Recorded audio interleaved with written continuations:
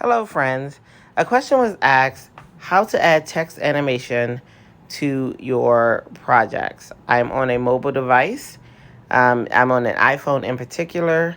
I think it should look similar or the same on any device with maybe minor differences. I'm not sure. But I can talk about iPhone because that's what I'm on. All right, so what you're going to do is at the bottom of your screen, so I have my project, and at the bottom I have add, colors, and animation. So what I'm going to do is click on animation. And once I click on animation, we're going to be in the animation screen. You're going to start to see that it's showing you a sample of the type effects that they have. So if we choose typewriter, that's the animation that we'll get. We can choose another type of typewriter.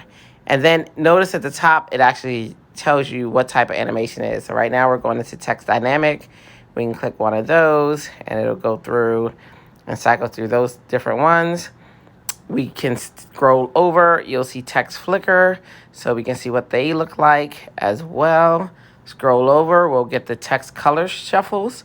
So we can give them a minute. If you don't see it happen right away, it just needs a minute to leave, that last animation and start in a new animation. Click on this. We also have text fade where you can fade the text out. So we'll click on that. But you'll see there are different categories at the top and you get quite a bit of options. I'm going to slide a little bit more. We're in the category of text slide. So that's just the text sliding in. We can choose one of the text grows where the text will grow. And then once you get to the end, you'll see that little gray line and you'll see we're going into the next section with photo animation because you can add photo animation as well.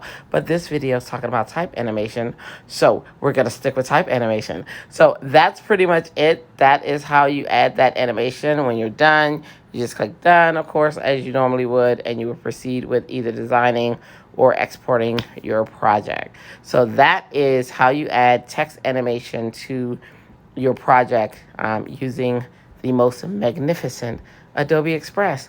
Hope that helps. Ta-ta for now. Ta-ta.